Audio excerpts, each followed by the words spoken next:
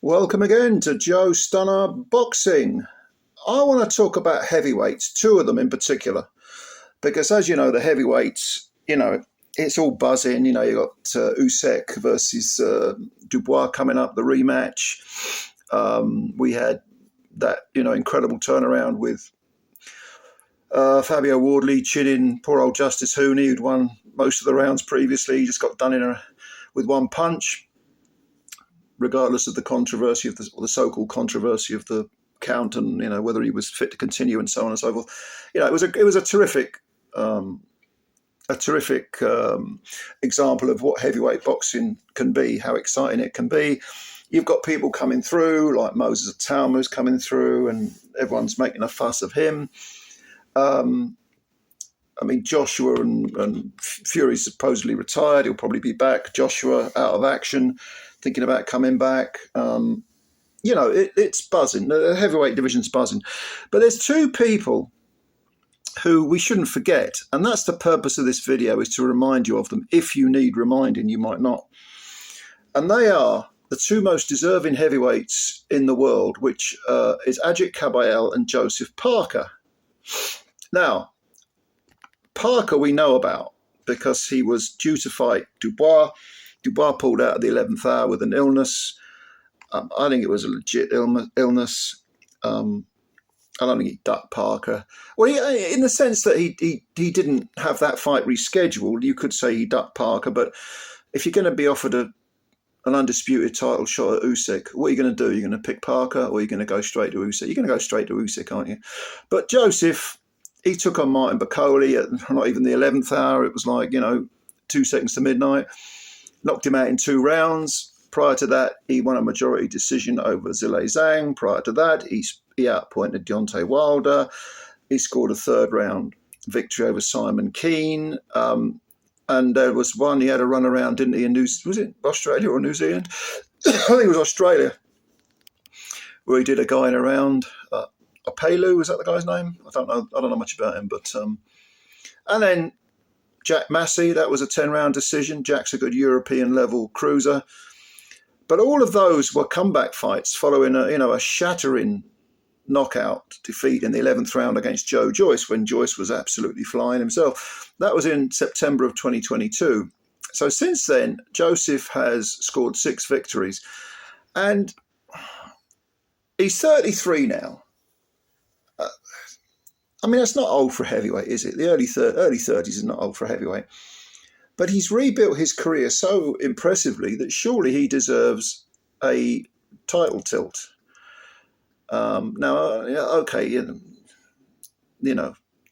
an undisputed title fight between Dubois and Usyk.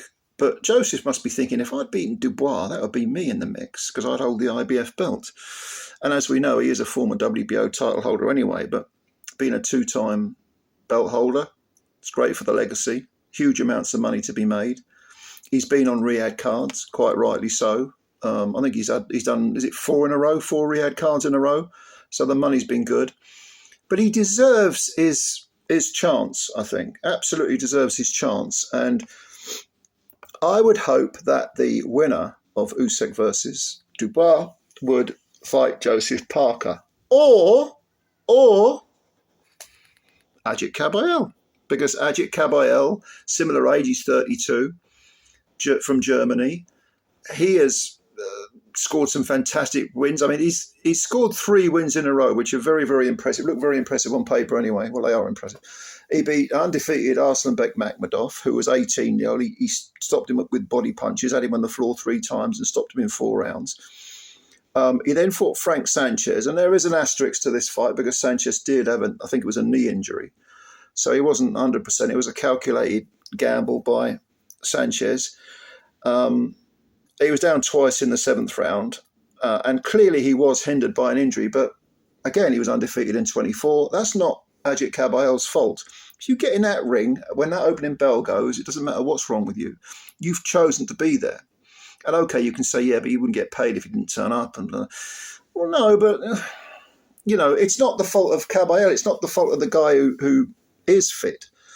If you decide to get in the ring, and you can't then use it as an excuse. I don't like that attitude.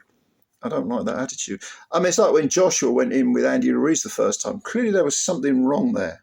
But after he'd been bounced around the canvas like a basketball by, the little fat man, he refused to make an excuse, even though I think he'd been concussed in sparring or something had happened, something bad had happened. But I much prefer that attitude, that sort of, because you don't want to take victory away from the guy. You don't want to make excuses. Basically, there may be legitimate reasons why you lost a fight, but you've got to be careful you don't come across as being a sore loser. At least I think so. Anyway, I don't like sore losers. It's not the gentlemanly thing to do. And then Kabayel took on Zang. This was earlier this year, back in February, on, again, the third Riyadh card in a row.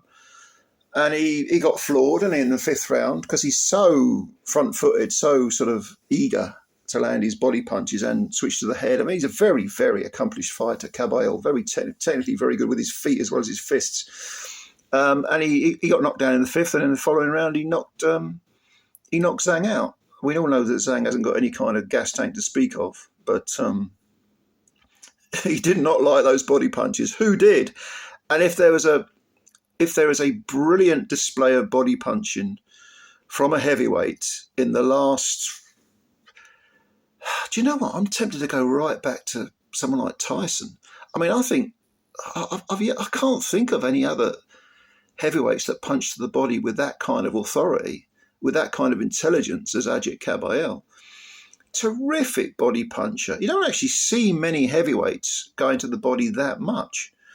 But my God, this guy's got it down, got the technique down pat. So those three victories, Makhmudov, Sanchez, and then Zang, definitely mean that Kabayel deserves a title shot. Now, whether it is Kabayel or whether it is Parker that gets the winner of Usyk versus Dubois, I don't have a particular problem. It's got to be one of those, though. I don't want to hear any crap about, Fury coming back and AJ getting involved. We've seen all that bollocks. And in fact, Usyk has beaten both of them twice.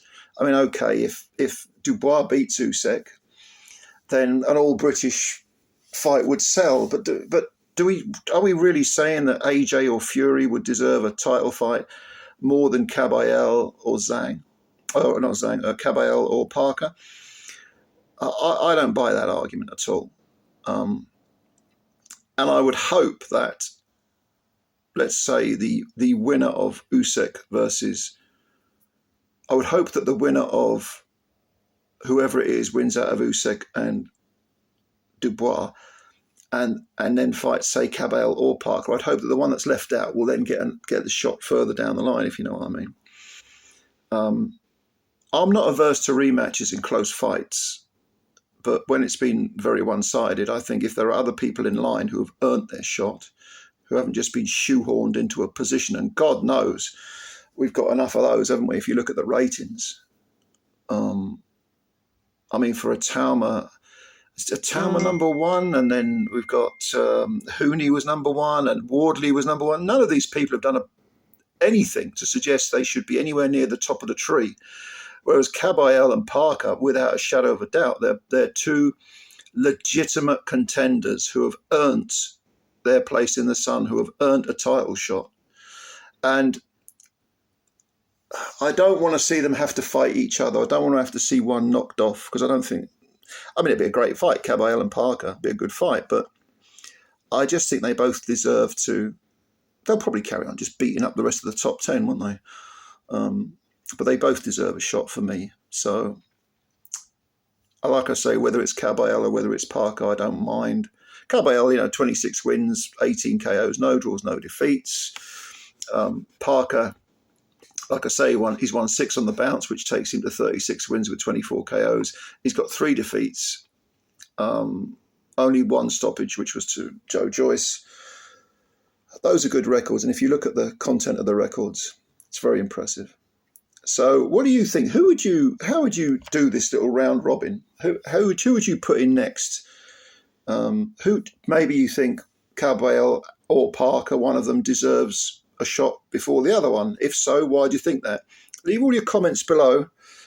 But like I say, the purpose of this video is so that we don't forget these two very worthy contenders, because I think they're both excellent fighters, and it would be quite sinful if they both slipped through the cracks and were left out in the cold. And any other analogy you care to mention. So leave your comments below. I'm looking forward to reading them. And please, if you like this video, hit the like button and also subscribe to the channel if you're new, because you're a good person and you're helping out the channel. Thank you very much. Ladies and gentlemen, I'll speak again soon. Bye for now.